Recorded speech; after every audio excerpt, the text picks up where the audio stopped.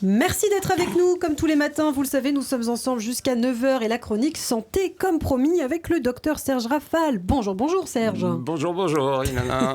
Alors en cette période de rentrée, Serge, vous souhaitiez faire un focus ce matin sur un des neurotransmetteurs les plus importants, la dopamine, appelée parfois l'hormone du bonheur, impliquée dans l'amour, le plaisir, mais aussi l'addiction. En effet, Ilana, la dopamine est un neurotransmetteur clé du cerveau. Elle joue sur le plaisir immédiat, un aliment sucré, une cigarette, une petite relation sexuelle, vous l'avez dit, mais également sur l'attention, l'envie, la motivation, l'initiative, la concentration, le fonctionnement du cœur et des reins, l'interruption de la production du lait maternel après l'accouchement. Elle est donc impliquée dans de nombreuses fonctions, troubles et pathologies, et bien entendu la maladie de Parkinson ou sa diminution par destruction des récepteurs dits dopaminergiques qui contrôlent le mouvement est responsable des symptômes fréquents et fort gênants qui la caractérisent.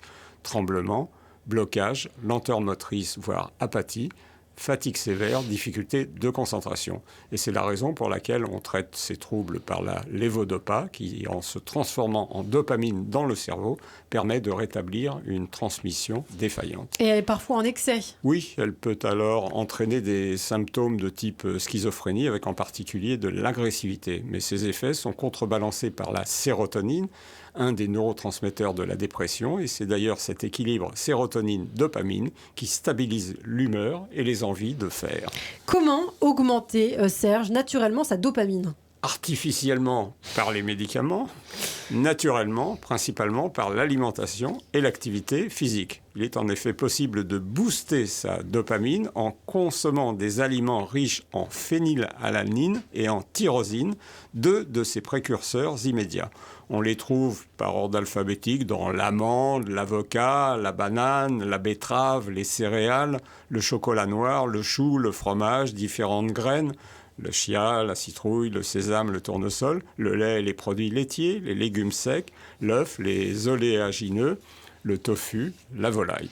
Des chercheurs de la Harvard Medical School ont également établi un lien entre les apports en oméga 3 et la concentration en dopamine.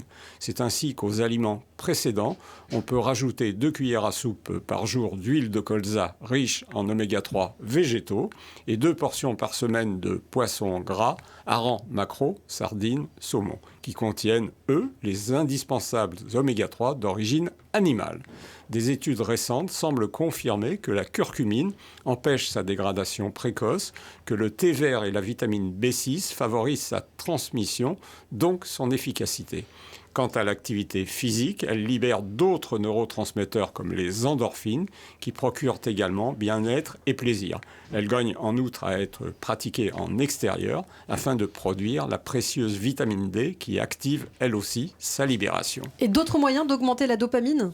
Oui, une musique qui fait plaisir ou des activités créatrices, dessin, écriture, peinture, sculpture, du temps passé avec des personnes qu'on aime afin de booster l'ocytocine, l'hormone de l'attachement, des activités de relaxation, la méditation en pleine conscience, avec son impact sur la capacité d'apprentissage, la créativité, la concentration. Et certaines plantes aussi sont intéressantes. J'en citerai juste 2. Le mucuna pruriens de la médecine ayurvédique, qui contiendrait de la L-dopa, le précurseur de la dopamine, et la rhodiole, qui évite sa dégradation. Alors, en conclusion, Serge ? Nous ne sommes pas obligés de suivre un proverbe français qui nous dit que la peine et le plaisir se suivent. Carpe diem, faites-vous plaisir en mangeant, en bougeant, en aimant. La dopamine, comme l'intendance, suivra. Eh oui, il faut se faire plaisir, c'est très important. Merci de le rappeler, Serge Rafal. Serge, vous le savez qu'on retrouve tous les matins sur Radio J.